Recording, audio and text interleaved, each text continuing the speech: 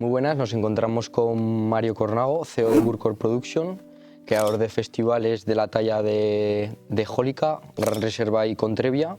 Un placer tenerte a ti con nosotros y gracias por hacernos un hueco en tu apretada agenda. Un placer, Iker. Muchas gracias. Ahora ya te he presentado yo, pero me gustaría que hicieses tú una pequeña presentación tuya y cómo has podido llegar... Qué presión, ¿no? hasta aquí. La verdad que para mí, antes de nada, es un orgullo, ¿no?, poder estar aquí ahora presente explicando esta historia, que además está muy conectada al IES Benjamín de Tudela. Para mí marcó un antes y un después en nuestra vida, por lo que supone una educación secundaria y la construcción de uno mismo. Y poder hacer hoy en día una visibilidad de tu proyecto, y más gracias a las redes sociales y a proyectos como un podcast, pues significa mucho para mí y en concreto al proyecto, porque sirve para dar un ejemplo o ver cómo has hecho tú las cosas, mejor o peor, pero que pueda servir para inspirar a alguien. Así que yo ahora mismo soy CEO efectivamente de Burkor Productions, que es una empresa que principalmente su actividad es la creación de festivales de música, tales como Jólica, Gran Reserva, Entre Ríos, entre otros, pero que estamos dimensionándolo y escalando a otro nivel ahora mismo, gracias a poder llevarlo fuera de, en este caso, las líneas de la península ibérica, pasando el Atlántico, llevándolo hasta Miami, afortunadamente. Entonces, gracias a todo lo que ha significado el proceso de crecer empresarialmente, pues hoy por hoy estamos en esta etapa. Y que, como has comentado, no es solo nacional, sino que dentro de poquito hay una nueva etapa en otro continente, que ya hablaremos un poquito más tarde. Efectivamente.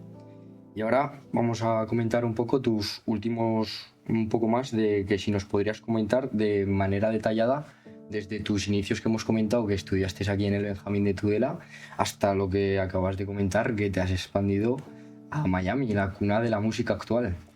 Pues es muy curioso porque evidentemente hay varios factores que hacen que este proyecto comenzase a andar, y considero que gran parte de la responsabilidad de ese inicio tiene que ver precisamente en este escenario que estamos ahora aquí en el Benjamín. Nos reíamos, ¿no?, pensándolo justo antes de empezar el podcast, pero yo considero que para mí ese segundo de bachiller, preparando la orla, la grabación y todo lo que ello supuso, más evidentemente el contexto familiar en el que vivía y en el que mis padres habían fundado Burkor en 2010 y que comenzó como un proyecto de representación artística, de proveer a nuestra zona de diferentes espectáculos musicales y culturales, pues con algún tipo de alma diferente a lo que había.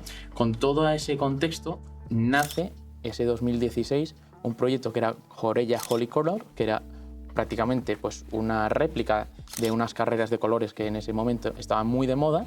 Y paralelamente yo estaba finalizando bachiller y con ello pues, la selectividad y todo lo que ello conlleva. Entonces imagínate ahí las hormonas cómo iban a 3.000 revoluciones. Entonces, a partir de ese momento, en mayo de 2016, comienza una etapa muy bonita en mi vida en la que fue echar a andar un proyecto, sin miedo, evidentemente, porque es algo muy, muy complejo, ¿no?, lo que supone empezar, y más pues siendo un adolescente y con todo lo que ello supone.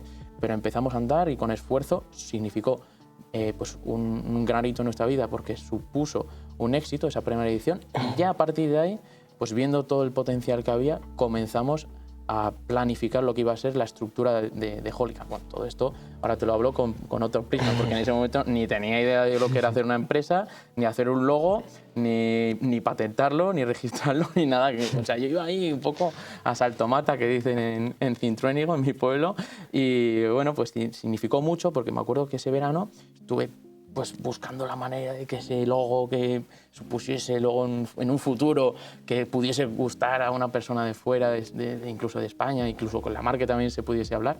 Y como veníamos de ese Holi, investigué, hice un planteamiento de mercado y hice una investigación y vi que venía de la India, y aquí los ingleses habían atribuido una festividad que allí pues era Holika Dahan, que era la quema de Jólica, que se hacía antes de la primavera, y un poco así estilo fallas, en el que quemaban una estatua y luego al día siguiente eran los famosos colores. Y un poco viendo ese trasfondo dije, bueno, voy a ir a los orígenes y vamos a coger esa palabra que me gustó mucho y empezamos a desarrollarlo. Entonces, a partir de ahí fue todo fluyendo, se constituyó la marca, se constituye el proyecto, se ubicó en este caso en Corella, donde había nacido, Y bueno, fue poco a poco creciendo. El primer año fue un boom, porque supuso también un antes y un después en la antesala del entretenimiento de la Ribera de Navarra e incluso de Navarra. Y a partir de ahí llegó a crecer tanto que se nos quedó pequeño el recinto y tuvimos que valorar diferentes opciones para escalarlo, porque entendíamos que estaba pues, en un momento muy bonito porque seguía viniendo gente cada vez más. Entonces, a partir de ahí valoramos la idea de ir a Cortes de Navarra, ya que disponían de un centro deportivo el cual tenía césped natural y para nosotros era muy importante, ¿no? Pues lo fresco, ¿no? Que supone estar en césped y tener la oportunidad. No es fácil hoy en día porque el mundo del fútbol pues, cuida mucho este tipo de estadios. Y ahí teníamos la posibilidad de hacerlo durante 2 ediciones. Nos vinimos arriba y dijimos, venga, vamos para allá. Y bueno, supuso también otro punto de inflexión porque tuvimos la oportunidad de hacer el proyecto por primera vez de 3 días con camping y bueno, eso también fue una revolución. Pues trayendo además artistas como Z Tangana, Bad Gyal, Lola Índigo, Nateos y Work, hoy en día son artistas de millones de euros, ¿no? En caché. Entonces fue pues, impresionante. ¿Qué ocurre? Que ahí luego llegó la pandemia y dijimos, wow, ¿ahora qué? Y cambió todo, o sea, cambió todas las reglas del juego, cambió nuestro conocimiento de lo que entendíamos de lo que era hacer las cosas bien y mal y supuso de verdad algo muy importante y que fue reflexionar, parar y decir, ¿ahora qué?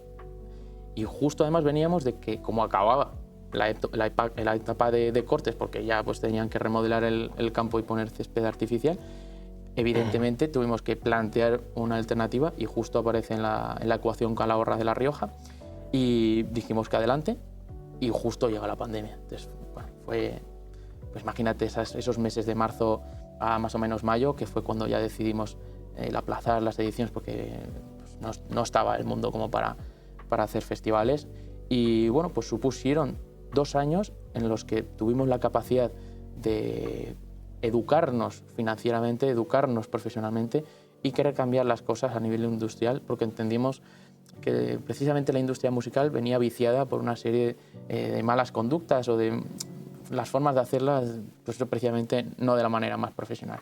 Entonces tuve la oportunidad, gracias a la gran problemática que había y pese a mi edad, pues de llamar un poco la atención a grandes profesionales como pues, los dueños de Primavera Sound o de Music Republic, que conlleva pues, la elaboración de proyectos como Arenal Sound, Viña Rock, etc.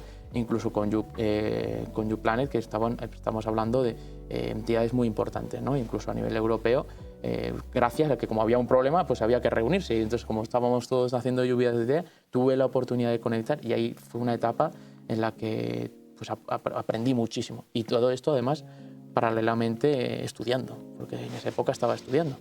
No olvidemos que era también, seguía siendo joven. Podemos recordar que estabas estudiando Derecho. Efectivamente, mi etapa académica empezó nada más acabar, pues evidentemente, el bachiller y yo venía de hacer conservatorio, era percusionista, acabé allí ya en Calahorra, además, precisamente, y aquí pues mis ciencias sociales, enamorado de las ciencias sociales y bueno, esa etapa fue decir, oye, venga, ¿y ahora qué hago? Y yo me quería ir a Rotterdam, me acuerdo de toda mi vida, en aquella época en la que estaba aquí finalizando. Y de hecho tengo el recuerdo de hacer la selectividad por hacerla. Realmente yo decía, pues yo tengo ya claras mis cosas, yo me hago aquí esto. En esa época planteé el hacer el TOEFL porque me lo pedían en Rotterdam y dije, venga. ¿Y qué ocurre? Como allí lo hacían antes la selectividad que en España, pues no podía compatibilizar las fechas y tenía que esperar 6 meses. Y pues bueno, empiezo en enero, me hago mi semi-gap year y ni tan mal. Pero bueno, la vida te da muchas sorpresas, el destino es caprichoso. Bendito el momento, gracias mamá por darme este consejo, del último día de plazo, ir a Correos y solicitar pues bueno, el acceder a la Universidad Complutense, que ahí fue donde hice Derecho y Ciencias Políticas, porque lo hice precisamente porque me dijo, oye, ya las aprobó las actividades, encima tan volado, ¿no? Que puedes ir a estudiar a la Complutense, y tú preséntate y luego ya es lo que te dé la gana. Y justo ese verano, pues por circunstancias personales, pues decidí ir a Madrid, me pareció una mejor situación y considero que gracias a eso pude ayudar a mis padres, en este caso, pues a plantear pues, su nuevo negocio y por supuesto también yo con mis sueños, ¿no? Que tenía en aquel momento. Entonces, paralelamente a trabajar, estaba estudiando Ciencias Políticas y Derecho, porque yo tenía mis ideales, siempre quería el hacer algo que fuese trascendental para la música. El problema es que no tenía ni idea de cómo empezar ni qué hacer. Pero oye, pues todo en esta vida pues es empezar. Un viaje de 1000 kilómetros empieza por un primer paso. Considero que aprendí muchísimo en esa etapa precisamente de Madrid. en vez de irme de fiesta, pues mayoritariamente estaba ahí maquetando lo que iba a ser pues un festival de música en un lugar donde no había festivales de música y era raro hacer un festival de música, pero igual precisamente por eso tuvo su alma, ¿no? Porque por el cariño de un adolescente con un sueño loco, pues que veías que había creado una comunidad, porque tuvimos la oportunidad de llegar a mucha gente, entre otras cosas por estar en una posición tecnológica avanzada, porque veíamos que era la única manera de crecer orgánicamente sin presupuesto, porque al principio era todo a base de colaborar, no mirar al Excel y tirar para adelante. Entonces, pues vimos la capacidad de crecer en Instagram cuando todos estaban en Facebook y eso pues significó estar en un momento clave para tener una comunidad. Y luego, bueno, ya con la pandemia, en la que he mencionado antes que aprendí mucho, decidí el hacer un traslado a la UNED, aquí a Tudela, principalmente para poder estar cerca de mi familia, cerca de mi entorno laboral y coger el problema, como bien dice el dicho, por los cuernos. Entonces, era una situación muy delicada, la de la pandemia, muy, muy delicada. Y bueno, tener la capacidad de tener aquí una universidad a distancia en la que me tenía la posibilidad de hacerlo junto con mi trabajo, pues bueno, fue maravilloso y en este caso hice Administración y Dirección de Empresas. Y bueno, o sea, fue un poco ese aspecto académico y luego ya pues formamos parte de una etapa completamente diferente en la que estamos ahora, que fue ya irrumpir en los primeros festivales que se hicieron post-pandemia, que supusieron un antes y un después en España. Sí, que podríamos comentar que Jólica se formalizó después del COVID, que el año del COVID fue trascendental en la etapa y el nacimiento de Jólica, desde, como has comentado tú, desde la iniciación con tus padres hasta la profesionalización después del COVID. Y nos has comentado que, claro, al estudiar tu derecho le pudiste dar ese toque de estructural y fiscal a la empresa para poder profesionalizar todo. Efectivamente. Tenía la suerte de que mis padres venían haciendo las cosas relativamente bien, como ellos podían hacerlo, porque su conocimiento, pues, sobre todo a nivel empresarial, era más limitado. Y yo pude dar una serie de herramientas, pues desde el ámbito más jurídico y por supuesto también el administrativo, que hizo profesionalizar. Y yo lo que tenía claro era que queríamos hacer algo bien hecho y hacerlo con el mejor de los corazones, desde el ámbito más estrecho, más laboral, más pequeño, hasta lo más grande, ¿no? A nivel económico. Y bueno, evidentemente con sus respectivos fallos que nos han ido enseñando y aprendiendo. Pero lo que teníamos claro es que queríamos hacerlo bien. Entonces, por eso me parece muy importante la época de la pandemia, paradójicamente, porque considero que la mayoría de la gente de la industria dice que fue un universo negro de perversión y maldad, pero yo de verdad aprendí muchísimo y doy las gracias en gran parte a las administraciones porque estuvieron ahí, a nuestro lado. Ellos no sabían hacerlo mejor, lo hicieron, considero que de la mejor manera. En Navarra precisamente se ayudó mucho y una serie de ayudas nos impulsaron y además nos dieron la posibilidad de crear una asociación que hasta en la fecha no había, de industria musical, de la cual soy parte de la junta directiva, soy el vicepresidente, y para que me diera esa oportunidad de visibilizar todo lo que se estaba haciendo, porque para mí este proyecto es muy importante, ya no solo por el lado empresarial, sino por todos los valores y todo lo que se transmite y lo que es capaz de llegar, porque se alcanza a mucha gente. Entonces, en medios, en administraciones se valora mucho la cultura, entonces es un orgullo, ¿no?, el poder formar parte de ello. Y la pandemia, ya te digo que fue un antes y un después, porque a partir de ahí comenzó otra etapa, además pues, con un crecimiento muy grande, ¿no?, en número de asistentes, que permitió que evolucionase a nivel económico la empresa y, por supuesto, siempre formando. Aprendiendo a medida de que avanzabais, todos aprendíais. Al final hay que recordar que todo comenzó, como tú bien has dicho, tú empezaste con 16 años. Entonces eso te ha hecho que a la vez que el Jólica ha crecido, tú has crecido con él y os habéis ido complementando uno con otro. Eso es. Ahora vamos a pasar más a los últimos proyectos. Ahora nos ha contado más o menos, bueno, muy detalladamente la verdad. Y se lo agradecemos mucho tu travesía desde que eras estudiante, como hemos comentado en el IES Benjamín, hasta lo que hemos llegado ahora, que vamos a comentar, que es el Festival Jólica, que también hemos hecho un salto de charco, como se suele comentar, a Miami, la cuna de la música actual, además del Gran Reserva, Entre Ríos, con Trevia. Sí, evidentemente cuando empiezas a caminar y ya empiezan a reconocerte tanto artistas como agencias, como parte importante de la industria en concreto, cuando das un salto como Miami, evidentemente es trascendental, ¿no? Porque de hecho somos la primera empresa nacional que ha sido capaz de proyectar, en este caso, un evento en esta costa este, ¿no?, de Estados Unidos. Hay muy pocas ediciones que se han hecho, en este caso, en Latinoamérica. Estamos hablando de, por ejemplo, Primavera Sound, que se hizo en Los Ángeles, o el BIME, que se ha hecho en Colombia, y poco más. Entonces, tener la oportunidad, sin prácticamente un músculo como pueden tener otras empresas que tienen fondos de inversión detrás, o vete tú a saber qué, siendo una familia y con nuestro patrimonio, jugárnoslo de alguna manera por este proyecto, y que tenga esa confianza ya no solo de mi familia, sino de mi equipo, pues me enorgullece. Y evidentemente también gracias a todo esto se han podido hacer cosas paralelas como las que mencionabas. Por ejemplo, Gran Reserva salió de una manera muy bonita junto con una joint venture que hicimos, en este caso mi socio Víctor y Laura, de Manzanos Enterprise, los cuales pues dieron la posibilidad de dar un salto, en este caso cualitativo, al proyecto, o los casos de Entre Ríos, Jarana con Trevia, etcétera, otros proyectos, o incluso la gira de Mike Towers, que hemos podido comprar parte de ella para este 2025 que viene. Entonces todo ello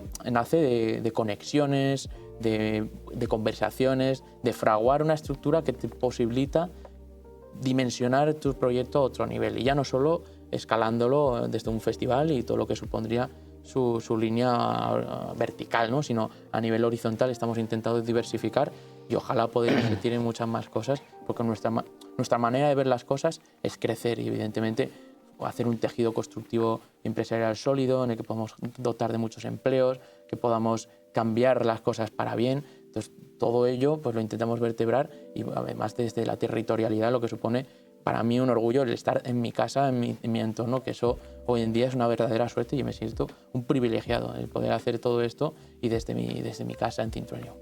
Y que tenemos que comentar que en Calahorra, o sea, que donde ha explotado, como podríamos decir, desde el principio, que más o menos podrías comentarnos cuántas entradas se pudieron... Pues más o menos la primera edición fue un boom, porque fueron 9.000 personas, tan solo un día, que de pronto. Estamos hablando de números muy, muy grandes. Eso, y luego fue creciendo, se llegaron a superar los 10.000 asistentes en Cortes, y ya cuando dimos el salto a Calahorra, que la primera edición fueron 55.000. Es que estamos hablando de salto.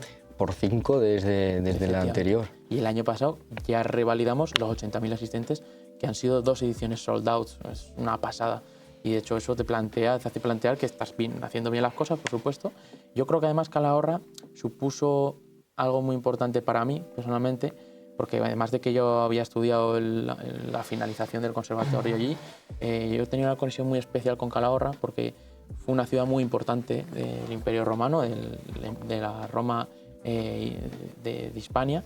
Y bueno, pues yo tengo mis sueños, ¿no?, y por supuesto mis gustos y mis parte más personal, y va muy conectada a la historia. De hecho, tuve la oportunidad aquí, de hecho, en el Benjamín, de incluso apuntarme a la Olimpiada de Historia y pues un montón de cosas relacionadas con la historia, la cual pues me explotaron esa forma de ver las cosas.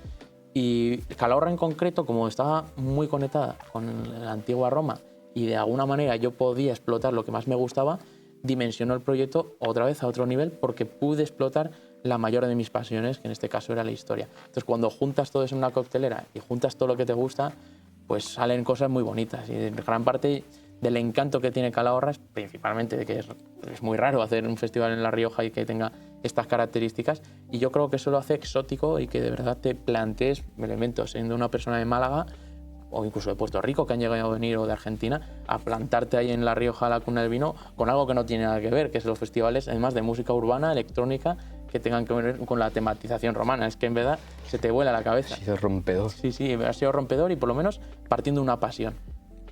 Como has comentado, que hay que recalcar que el Jólica tiene un ambiente romano, que podríamos decir, con las actuaciones que hay de gladiadores, etcétera. Y me parece muy, muy, muy, muy interesante, de verdad, que un festival que muchas veces podamos decir que es meramente superficial tenga una trascendencia de historia. O sea, que que no únicamente sea superficial y artístico, sino que acoge también la historia, y me parece de verdad muy importante porque o sea, hace diferenciador del resto de festivales. También hay que recalcar que no siendo tan grande como otros festivales, pero yo creo que tiene algo muy bonito no ser tan grande y que todo tu equipo, toda tu familia y todos te apoyen para ir a Miami, a mí de verdad que me parece que las cosas no solo lo estáis haciendo bien, sino que muy bien, al no solo poder hacerlo aquí y cada año superaros las ventas de entradas y asistentes, sino poder irnos fuera de la península. Así que de verdad, Me ruboriza, así que gracias. mi enhorabuena. Así que me gustaría comentar unas pinceladas solamente de este festival de Miami, porque a mí, estando de la ribera, de la zona, que solo hemos conocido que el primer festival famoso, importante y todo ha sido el Jólica, pero que, o sea, de esa proyección a poder irse fuera de la península me parece muy bonito, y me gustaría que nos lo explicases un poquito más detallado, si puede ser. Vale, considero que además has dicho cosas muy importantes, y para mí un festival ya no es solo algo musical, sino que el valor añadido está en crear una experiencia, tematizarla, hacer un mundo aparte, y, por ejemplo, un paralelismo sería un parque temático, y además si disponemos la posibilidad de dimensionarlo en todas las artes, a mí me parece excelente, ¿no? El poder tener diferentes culturas y diferentes partes de las artes escénicas y de las artes en general, desde la música, por supuesto, pasando por la danza, por el cine, pasando por el arte pintórico, porque hemos tenido incluso muralistas, y todo eso vertebrarlo en un mismo recinto en el que la arquitectura fluye con los cantantes y que además está tematizado, pues es una pasada. Y como bien dices, el poder haberlo llevado a Estados Unidos parte evidentemente de un sueño y por supuesto una idea loca incluso para muchos, pero forma parte de una hoja de ruta en la que consideramos que la forma de llegar esto a todas las partes es precisamente en puntos estratégicos, o sea, llevarlo a cabo. Entonces Miami para nosotros era muy importante porque es una de las ciudades que vertebra Europa con Latinoamérica y con América, y en general, entonces es una ciudad muy importante porque además era hispanohablante y la mayoría de los artistas venían de allí, de los que nos vienen precisamente a los festivales. Entonces era un punto muy a tener en cuenta el hecho de esta situación geográfica tan concreta, y para colmo que desde la pandemia, volvemos a la pandemia, ha crecido por 4 la ciudad. Venía de 2,5 millones a 10 millones en 4 años. Es una pasada lo que ha crecido. Entonces queríamos estar ahí. Ahí están pasando cosas y queremos que estemos en la onda, en la ola, ¿no? En general. Entonces nos parecía muy importante el vertebrar un proyecto tanto aquí como allí, porque es importante la diversificación y evidentemente cohesionarlo, ¿no? Empresarialmente.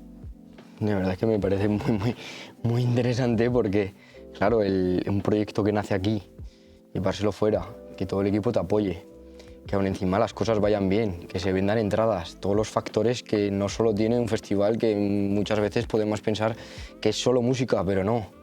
Es historia, es arte, es todo, o sea, hace un mix de todo, y me parece de verdad muy interesante, y que es un síntoma de que te va muy bien y es por algo, de que cada año más asistentes, mejor hecho. Hay algo ahí detrás que es culpa tuya, bueno, y culpa de todo el tu equipo. Yo siempre lo he intentado. Pero siempre hay una voz cantante, un soñador que muchas veces es escapado, pero cuando se libera podemos encontrar cosas como la tuya, que es de verdad fascinante, y que nos puedas servir de ejemplo a todos nosotros, los jóvenes, para ver un empresario que ha sido emprendedor, que ha pasado por el colegio, y de verdad que mi enhorabuena. Me vas a sacar los colores al final, ¿eh? Desde luego, yo de las cosas que más pongo en valor son el equipo y la familia que hay detrás de todo esto, porque si no, evidentemente, yo soy un mero representante y por supuesto estoy día a día dejándome la piel para, pues entre todos, tener la fortaleza de ser un equipo, porque no seríamos nadie solos, pero evidentemente pues me ha tocado pasarlas muy bien, pasarlas muy mal, pasarlas de todos los colores, y te va haciendo construirte a ti mismo. Entonces ya realmente la persona que más obtiene el éxito no es la que lo hace todo perfecto, sino la que fracasa y no teme volver a intentarlo.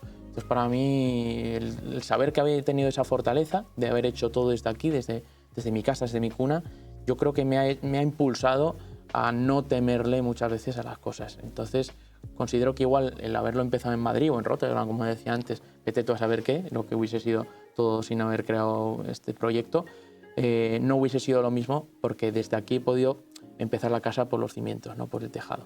Se puede notar que es algo familiar, que es una empresa familiar, que nos comentas que están tus padres, están todos involucrados, y me parece digno de admirar que tal volumen de empresarial y aún siga desde los inicios, es porque de los cimientos ha salido algo muy bueno. Gracias.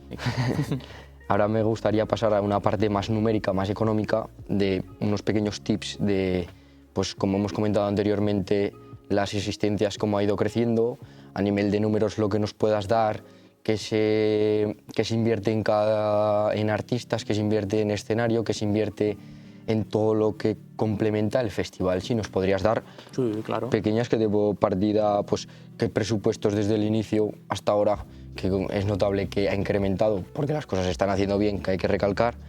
¿Cuál es la progresión de ti mismo que desde que nací, desde que se hizo el primer festival, cómo has evolucionado tú con él, y esos pequeños números de que nos puedas dar económicos en cuanto a artistas, todo eso? Sí, no pides poco, ¿eh? Te pido muchas cosas, No, por eso no, lo que puedas comunicarnos. Pues fíjate, voy a empezar por cómo ha ido evolucionando el proyecto en sí mismo.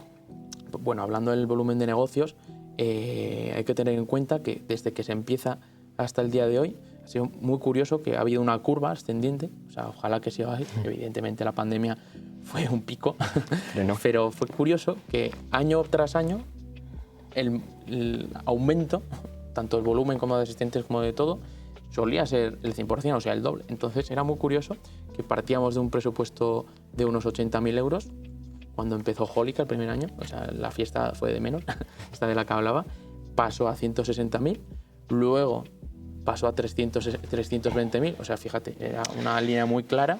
Viene la pandemia, bueno, la pandemia mejor ni hablar, pero bueno, así yo creo que salvamos bien los muebles, porque además tuvimos ideas, pues, de hacer ciclos de conciertos, que tuvimos además la oportunidad de en nuestro pueblo hacer un proyecto muy bonito, pero bueno, evidentemente, o incluso en la Barrarena, que también se dimensionaron proyectos pues con todo lo que se hacía en aquella época, que era pues incluso con sillas y tal, para que todo el mundo estuviese seguro. Y cuando llega el 2022, vuelve a reflejarse esta línea de la que te hablaba, ya pasábamos de los 360.000 prepandemia a casi el millón, a los 800.000. El segundo año pasamos al 1.600.000. El segundo año, al tercer año ya pasamos a los casi 4 millones de euros, y en este último ya hemos llegado a los 10 millones de euros de presupuesto. Y ese volumen pues, es ya importante, y te das cuenta de que además los empleos han ido creciendo, ya estamos en 50 empleos fijos, partiendo de la base de que esto era como una asociación, íbamos todos a ciegas, confiando en este proyecto, haciendo todo lo que podíamos desde cero. O sea, ninguno de los integrantes del equipo tenía experiencia haciendo festivales, pero ese amor mutuo, ese compañerismo fue tan bonito que entre unos y otros nos enseñábamos y fuimos descifrando cada uno en nuestra figura quién era mejor aquí, quién era mejor allá. Entonces te vas formando el organigrama sin querer realmente. Y luego ya cuando te profesionalizas sí que vas obteniendo pues, capacidad de hacer ofertas de empleo, etcétera, para tener claro los puntos de lanza, ¿no? En este caso. Entonces, bueno, en esas alturas estamos. Y luego ya sacando, ¿no?, las partidas más como las que mencionabas, es muy curioso que, por ejemplo, la línea artística, al principio del proyecto prácticamente se llevaba más o menos el 50%, pero ha ido disminuyendo en pro de la experiencia, en pro de las mejoras de producción, en mejor de las condiciones laborales y de la estructura en sí misma. Entonces ahora simplemente es el 25%. O sea, ahora estamos hablando en torno a los 2,5 millones de euros en Jólica de cachés y 1 millón y pico en Gran Reserva, que son los más grandes. Luego ya si nos metemos en la proyección a 25 y 26, pues ahí si todo va bien, Miami se va a comer una gran parte del presupuesto y vamos a tener que aumentar otros 5 millones de euros. Y luego en sí mismo Calahorra, como ha crecido tanto y veníamos de 2 sold outs, se va a hacer una inversión muy grande, porque tanto gobierno como ayuntamiento van a hacer una inversión de 3 millones de euros en hacer una actuación del recinto para poder elevar el aforo, y por supuesto la nuestra no vamos a quedarnos cortos y vamos a ir de la mano de ellos con otra inversión y podríamos llegar incluso a los 20 millones este año con todos los proyectos en marcha.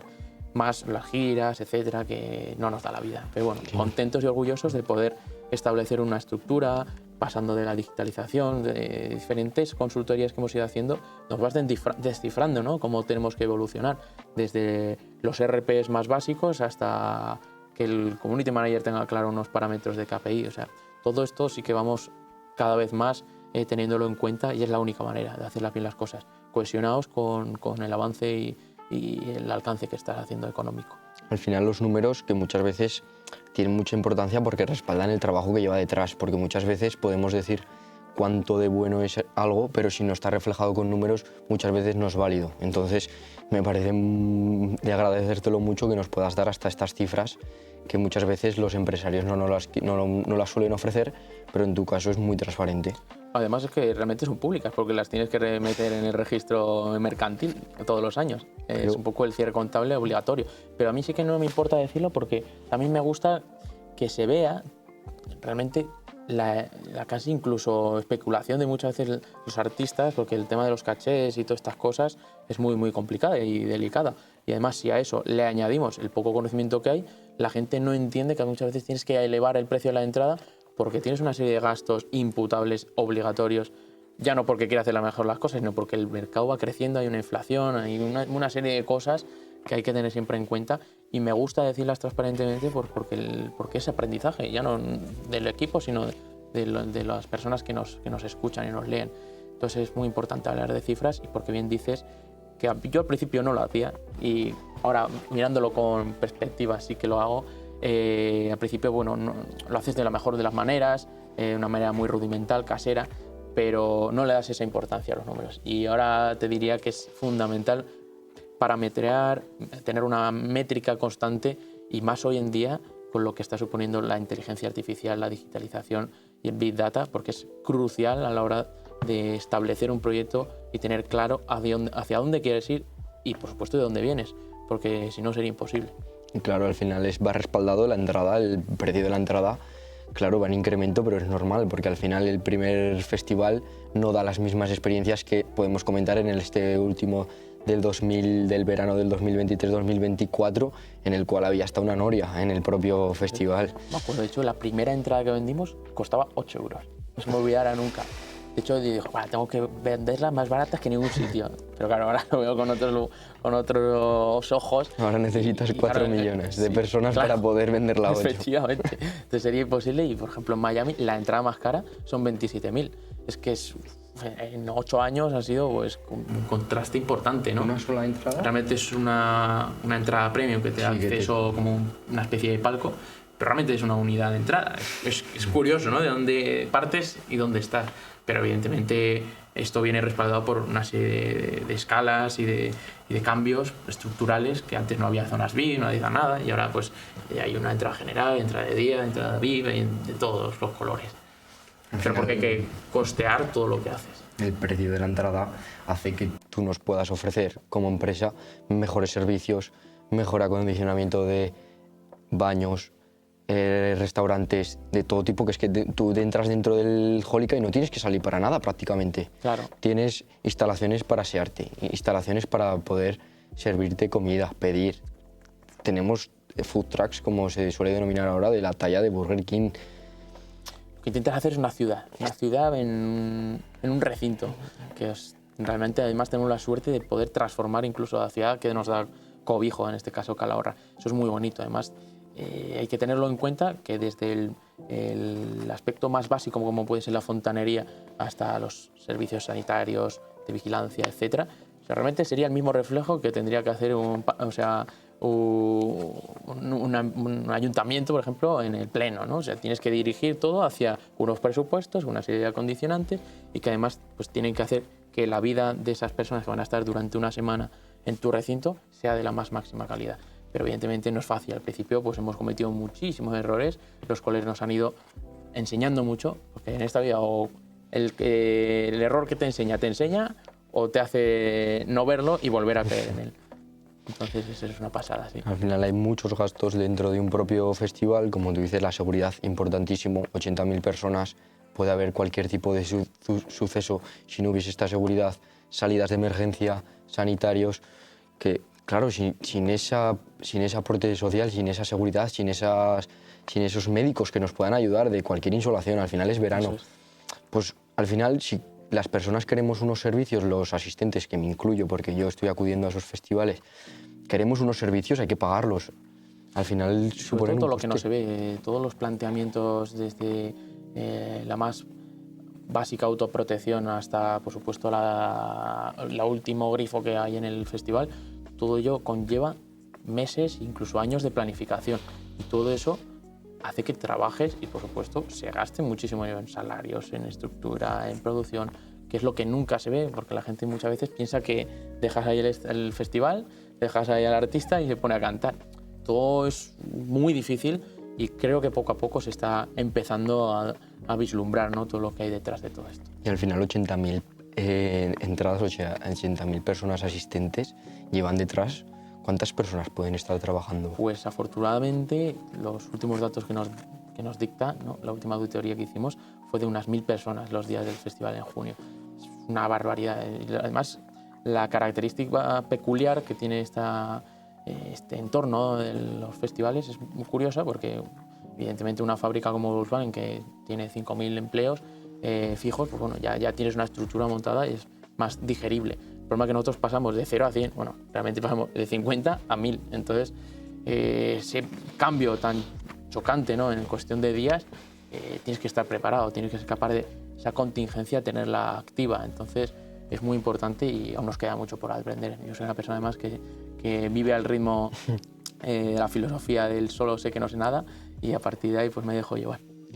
Ahora pasando, si no te importa, una parte más humana, ¿qué aspiras tú como Mario Cornao a conseguir realizando, al realizar estos festivales como el CEO, como la cabeza de todo, como más allá del aporte económico?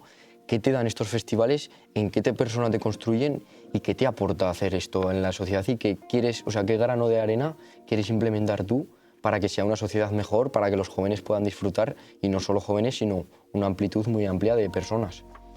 Bueno, partiendo de la base de que intento diferenciar esa parte más personal de la profesional, y que además tengo la suerte de haber formado una familia y que me ha generado una estructura para afrontar el día a día, considero que mucho mejor. En el ámbito trascendental, vamos a llamar, considero que seguir escalando y luchar y intentar que no haya un techo que me impida el crecer es muy importante para que ese mensaje que estamos intentando llevar a cabo aquí de cultura, de lucha de artes y de cohesión civil, ¿no?, incluso que podamos vivir todos acordes a una armonía que busca la felicidad absoluta en esos días, que es el objetivo último, que se pueda alcanzar al mayor alcance posible, y por supuesto que se lleva a cabo en el mayor de los posicionamientos geográficos posibles. Entonces, eso por un lado, y por otro lado, pues evidentemente crecer a mí mismo, construyéndome en base a la lectura y al aprendizaje, y por supuesto tener un mensaje claro para poder luego transmitirlo, bien sea a mis sucesores y por supuesto al mayor posible número de empleados que formen parte de este sueño, que hoy por hoy es una realidad. Claro. Ahora pasando a centrarnos más en el objetivo que es este podcast, que como hemos comentado, este podcast viene para ayudar a los que estamos en una edad más temprana a ver qué puede surgir de nuestro futuro, en qué nos podemos enfocar, qué podemos estudiar, qué no, llega en esta etapa de tercero, cuarto de la ESO, que es una edad muy temprana, no tenemos nada claro. Y decimos, ¿y ahora qué? Y yo creo que personajes como tú nos pueden inspirar de que es realidad que podemos ser emprendedores, podemos ser empresarios, y me parece muy, muy, muy importante traer personas como tú. Entonces, enfocándonos, ¿qué consejo brindarías a los más jóvenes para que se atrevan a lanzar sus propios proyectos? Poder plantear una decisión sin ese miedo que siempre nos tenemos dentro, y muchas veces por tener ese miedo no logramos sacar adelante este proyecto, esa idea o hacer lo que queremos. Yo considero que es fundamental partir de la base de que no hay que tener miedo al fracaso, y más en una edad temprana, como bien decías, que es muy característica por el qué dirán y por tener un miedo constante a abrirte a ti mismo y decir, este soy yo.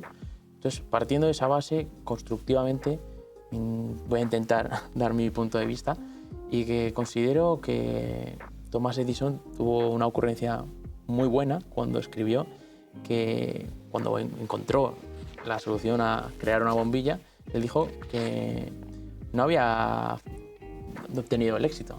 Él había visto que de 10.000 errores, él había aprendido 10.000 veces. Entonces es algo tan importante a tener en cuenta, que el fracaso no es nada malo, es algo completamente natural ligado al éxito, que es un proceso inevitable que nos curte, que nos enseña, que hay que abrazarlo, y que evidentemente cuando te caes te puedes volver a levantar, y si te vuelves a caer te vuelves a levantar, y si te vuelves a caer otra vez seguramente te venga alguien y te diga, yo creo que es mejor que te quedes ahí, y ahí es cuando tú le dices, pues mira, pues no, me voy a levantar. Y entonces es ese constante aviso a la sociedad de que la resiliencia es bueno, es que es fundamental, ¿no? Hoy en día es crecer en base a sacar nuestra mejor versión de nosotros mismos, partiendo de la base de que una personalidad fuerte es más normal que la acompañe buenas cosas, y por supuesto ser claros con que no hay que imitar ni hacer nada ofensivo, sino todo lo contrario, hay que inspirarse, hay que leer, hay que hablar, hay que pensar en uno mismo también, egoístamente, para crecer y luego tener la capacidad de llevar a cabo tu día a día mejor. Yo de hecho creo que es fundamental, y te diría que a mí me ha ayudado mucho, que aparentemente puedo ser más sociable o extrovertido, pero yo casi te diría que una persona muy reservada, muy íntima, muy introvertida, y que en el momento que aprendí a dejarme llevar y aprender a escuchar a las personas y por supuesto a conectarme con ellas, aprendí que tenía mucho que ver. Entonces, de hecho, conectar con personas y conectar a personas me parece crucial, ya no solo en el mundo de los negocios, que igual es lo más visible, sino en el día a día, en cualquier trabajo. Una persona que quiera tener un sueño, le va a ir muy bien el ampararse y acompañarse de las personas que son positivas y no son tóxicas para su vida. Y en la edad de la adolescencia es fundamental el rodearse bien, el tener en cuenta que hay una serie de vicios que siempre están ahí, al alcance de la mano, pero que si tienes la valentía de no cogerlos, vas a aprender que has tomado una buena decisión, y eso se va a retroalimentar y vas a construir una sociedad fuerte, una persona ya muy fuerte. Al final tienes mucha voz en esto, porque tú más bien eres un empresario, pero eres un empresario que podemos recalcar la edad que tienes. 26 años cumplidos hace unos días. 26 años cumplidos, empresario y ya formado, entonces de primera mano eres una inspiración para nosotros, porque estás mucho más cerca de nosotros que de una persona que podíamos hablar pues, de nuestros padres, y entonces es muy bonito que una persona que no sea tan mayor como que nosotros y haya pasado recientemente por esta etapa nos pueda indicar esta serie de tips y estos consejos del fracaso, que era, uniendo con la siguiente pregunta, que era que me gustaría hablar contigo del fracaso, porque ya sabemos que el emprendimiento viene inherente muchas veces el fracaso, y el fracaso se puede denominar de varias formas. El fracaso se puede denominar cuando ha quebrado tu proyecto, o el fracaso se puede denominar como un aprendizaje más de formar ese proyecto. Entonces me gustaría hablar de, primeramente, que ya nos has comentado que no hay que tenerle miedo que no hay que tenerle miedo al fracaso, y qué consejos nos darías para salir de un bache, de un fracaso, o qué podemos, cuando estamos en esa situación ya de que somos jóvenes, hemos hecho nuestro primer emprendimiento, como suele ser normal, hemos fracasado nuestra primera idea o nos hemos equivocado de carrera, ¿qué punto de vista nos podrías dar tú de hacer un punto de inflexión y decir, vale, si me ha pasado esto, es por algo, ¿qué tengo que aprender?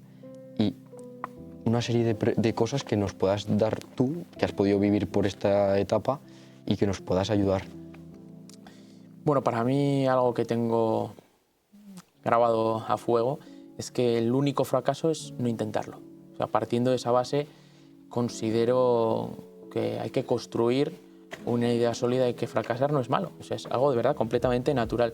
El no confundir, o sea, confundirse en una carrera, el confundirse en un amor, igual esa no es la persona adecuada, o que ahora me vaya mal en Miami porque no haya vendido una serie de entradas que me hayan podido costear, que puede pasar. Y yo lo tengo perfectamente claro. Y de hecho te diría que en una startup casi es lo más probable que fracases. Pero si dices, joder, es que en el pueblo me van a decir, ¡guau, mira, qué pringao! Es que no seríamos capaces de hacer nada. Viviríamos de un estado paternalista en el que sería nuestro papá y ya está. Y se acabaría ahí todo el encanto, ¿no?, de la vida. Y si se pudiese hacer un estado, que esa es otra incluso. Entonces, el arrancar, el invertir, el emprender, ya no hablo empresarialmente, sino incluso abrirte a nuevos amigos, a nuevas personas, el abrirte a vivir fuera. Yo, por ejemplo, a Marta, mi mujer, tuve la oportunidad de conocerla en Finlandia siendo de Tudela, digo. O sea, pero ¿a dónde me iba? Pero fue decir, oye, pues vamos, ¿por qué no? Mira, en el peor de los casos me veo un reno y a Papá Noel. O sea, dije, ¿qué hay de malo? Y pues gracias igual a esa cosa tan curiosa y característica, tuve la oportunidad de conocer a la madre de mi hija. Es que es emprender, es empezar. Y si caes, pues bueno, pues mira, ¿qué es lo peor que te puede pasar? Aprender de ese error. ¿Verdad? Y no hay otra cosa que hacer. Y claro, y habría que comentar también, si no te importa, si tú nos podrías compartir si has tenido algún pequeño desliz, alguna pequeña caída, que te hayan ayudado. ¿Por dónde empiezo? Al final, un recorrido como el tuyo muchas veces tiene muchas caídas, muchos altibajos, como es normal. Es muy difícil que, aunque muchas veces la economía de la propia empresa vaya muy bien, muchas veces los números no reflejan lo que llevas tú contigo mismo dentro de la persona, y dentro de ese proyecto que va hacia arriba económicamente, igual la persona que lo lleva al mando tiene muchos altibajos, pero muchas veces no los puede expresar debido a que lleva un grupo detrás, trabajadores, 50 personas, 50 familias que das tú de comer, como se podría decir. Entonces, muchas veces el papel del empresario es muy importante, más allá de solo el aspecto económico, de ganar dinero. Yo veo al empresario como muchas veces está desdibujado, está puesto como el villano de una película mal contada, porque se le atribuyen cosas que no son ciertas, o se le pueden pedir demasiadas cosas que no pueden alcanzar, y además son quien da de comer a muchas familias, a muchas personas. Y entonces me gustaría comentar que dentro de ese papel, que ya lo eres, un empresario formado, 50 personas a tu cargo, cuando llegan festivales, más de 1000 personas, tienes muchas personas a tu cargo, ¿qué importancia tiene esos altibajos y cómo los has podido manejar a lo largo de la trayectoria que has tenido? Yo creo que es clave entender que somos personas. Somos seres humanos que intentamos hacer las cosas de la mejor forma que sabemos, y que muchas veces serán erróneas y son la decisión equivocada. Pero una persona que se cree perfecta, ahí tiene su primer defecto. Y yo, por supuesto, ejemplo, en el Benjamín, pues bueno, pues había momentos que igual tenía un examen más lúcido y otro pues igual que no, porque había tomado una decisión errónea de no estudiar tanto como debería. Entonces, eso aplicado a los negocios, pues más de lo mismo. Igual pensaba que eso podía haber funcionado mejor, ya tenía una reprimenda enorme. Pero cuando tú haces las cosas con honestidad, con buen corazón, con humildad, que ese valor es imprescindible. ¿A dónde nos lleva la ira? ¿A dónde nos lleva la lujuria, la avaricia y la envidia? ¿A dónde nos lleva? A ningún lado. A ningún lado. Entonces, si construimos las cosas desde la sostenibilidad, pensando de la mejor manera que hacer las cosas, y a partir de ahí, es que es raro que te vaya mal. Porque si te confundes, te van a ayudar. Porque a veces cuesta, ¿eh? Cuando estás en el suelo y llevas ya 5 puñales, un taser y una anaconda que te pinta, pues te cuesta. Aunque se pueda volver. Porque en esta vida lo único que no tiene solución es la muerte. Pero cuando estás ahí abatido y tienes una persona que te va a ayudar, o un grupo de personas que pueden ser tu familia, tus amigos o el que sea, si has sido buena persona, es raro que no te vayan a ayudar. Pero si tú has juntado ya una serie de factores ya no negativos sino criminales, pues ahí es problema. Que muchas veces esta sociedad, muchas veces en la que vivimos, nos está enfocando hacia ahí, ¿no? Que cada vez somos menos humanos, la era digital tiene muchísimas cosas buenas, pero también está sacando, casi te diría que lo peor y lo más oscuro. Y eso hay que tenerlo en cuenta. El Big Data y la inteligencia artificial, que te hablaba antes aparentemente bien, también tiene problemas muy grandes. Que hoy en día realmente lo natural y lo humano es lo que más valor tiene. Y yo por eso, de hecho, hace una serie de meses tuvimos la oportunidad de que nos comprara la empresa y bueno, pues llegué a pensar que era una buena idea. Y justo pues que mi familia me apoyó a tomar una decisión de no hacerlo, pues siguió este proyecto humano y familiar que considero que igual es realmente lo que nos está haciendo crecer. Y ya no porque sea un festival de música que le guste más a la gente o no, sino porque igual haga esto, hago pipas con sal, pues igual mientras tú lo hagas con corazón y con cariño, estás haciendo las cosas de la mejor manera. Entonces yo realmente el fracaso lo veo como algo inherente y que hay que abrazarlo y que con mucho cariño te tiene que enseñar. Y que a mí me gusta muchas veces recalcar de que una frase de Víctor Coopers, de que los problemas se pueden dividir en dos, en dramas, que son problemas que no tienen solución, como tú has planteado, pues enfermedades que te lleguen y te cueste mucho pues sonreír porque tienes una enfermedad muy cerca, tienes un familiar cercano con una enfermedad terminal, tienes situaciones complicadas de que no puedas alimentar a tu familia. Eso podemos comprender como dramas, pero más allá de pocas cosas que se pueden denominar dramas, los problemas son más bien situaciones a resolver y aprendizajes. Eso es. Entonces me gusta mucho tu inspiración y tu ejemplo de que te han podido comprar la empresa, que en teoría se podría comentar de que es una muy buena...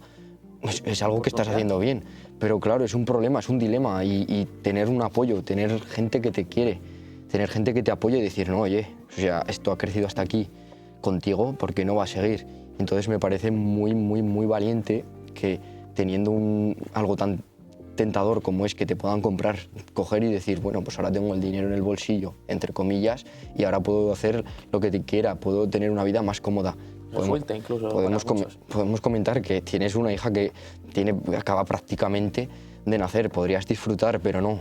Has dicho, no, yo he nacido con esto, bueno, nació con tus padres, yo he llevado adelante con mis padres esto, vamos a seguir con ello y me parece de verdad muy inspirador para nosotros de que muchas veces solo cogemos los proyectos o enfocamos muchas veces, como hemos comentado, las carreras en qué salidas va a tener esa carrera, todo nivel económico.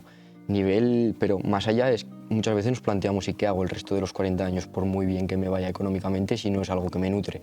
Y como has comentado, tú tienes algo que te podían comprar, tener la vida resuelta, disfrutar de tu familia, disfrutar de tu hija, de tu mujer, de todos los familiares, pero es algo que te llena, o sea, te gusta tu trabajo, porque si no lo hubieses vendido, te gusta hacer lo que hace. Al final impactas en una edad muy temprana, que las decisiones que puedan tomar pueden estar influenciadas por pequeños factores, hacer que el Jólica sea su mejor día, hacer que el Festival Gran Reserva sea el mejor día de su vida. Tiene un gran impacto y me parece muy, muy, muy valiente de que hayas tomado esa decisión y seguir adelante, tanto me hubiese parecido también muy valiente venderlo porque es una tentativa y al final podrías hacer otros proyectos y me parece de verdad un ejemplo a seguir de que por muy bien que te fuese económicamente, hubieses dejado de lado tu sueño que hemos comentado, que es que ha sido tu sueño desde siempre. Yo considero que has dicho cosas muy importantes y sobre todo que el aspecto económico no nos tiene que condicionar muchas de las decisiones.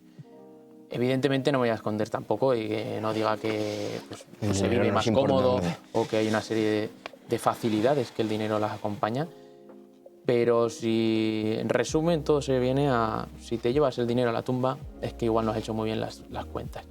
Entonces yo he aprendido mucho de los aprendizajes que me han dado mis padres principalmente y que me han enseñado primero que con una sonrisa tienes la mejor de las armas y que con la humildad y el trabajo puedes buscar y conseguir todo lo que quieras.